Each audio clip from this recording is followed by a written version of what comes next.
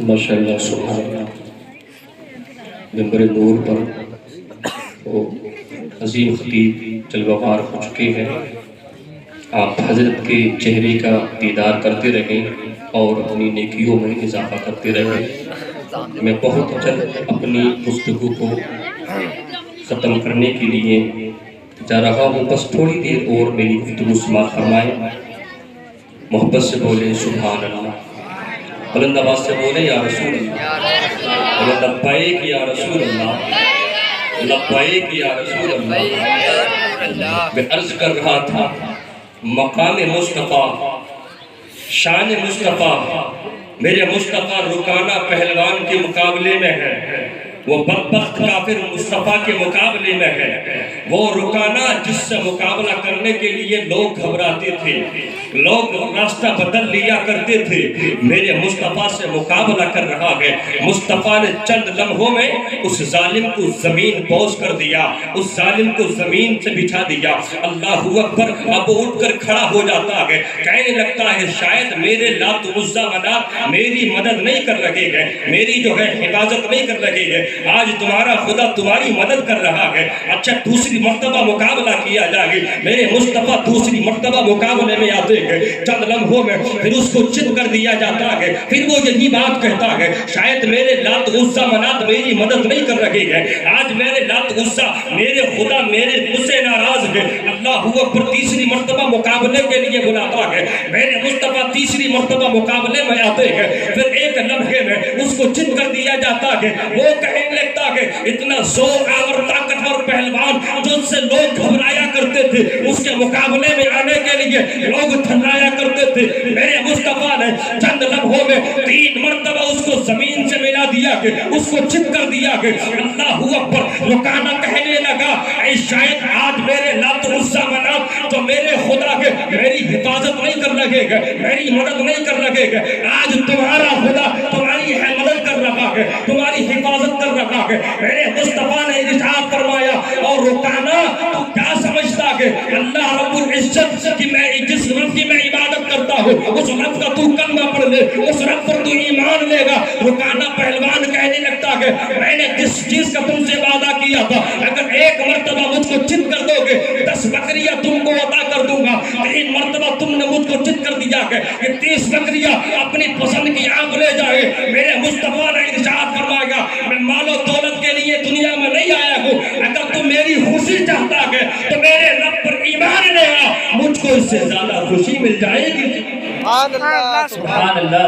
میرے مصطفیٰ مال و دولت کے لیے تشریف نہیں لائے، میرے مصطفیٰ کو تو اللہ نے وہ اختیار دیا ہے۔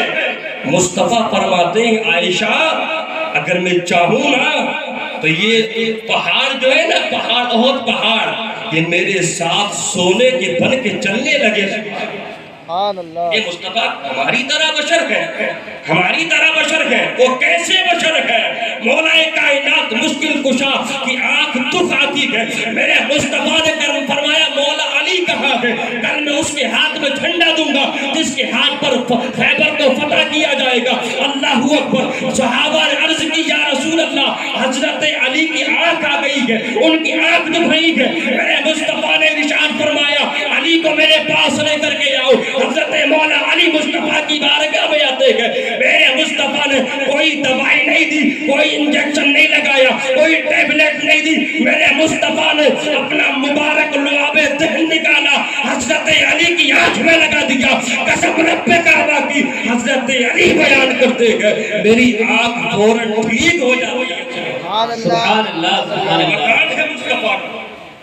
میرے مصطفیٰ ہجرت کر کے مکے سے مدینہ جائیں، راستے میں معبد کا گھر پڑ جائے، میرے مصطفیٰ معبد سے کہیں کچھ کھانے کے لیے ہے، کچھ کھانے کے لیے ہے؟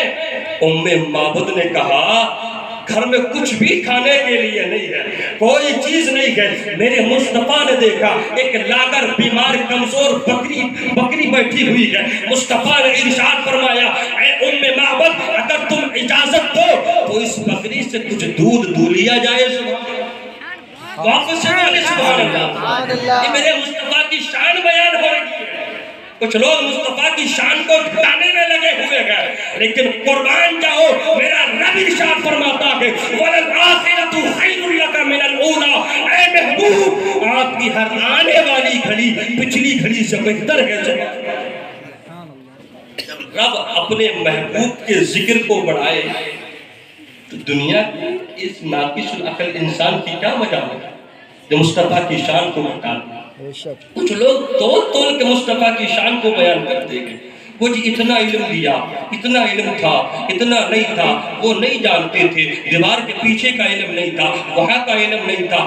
رب تو کہہ رہا ہے الرحمن علم القرآن خلق الانسان، رحمان نے اپنے محبوب کو قرآن سکھا دیا، اللہ نے قرآن محبوب کو سکھا دیا۔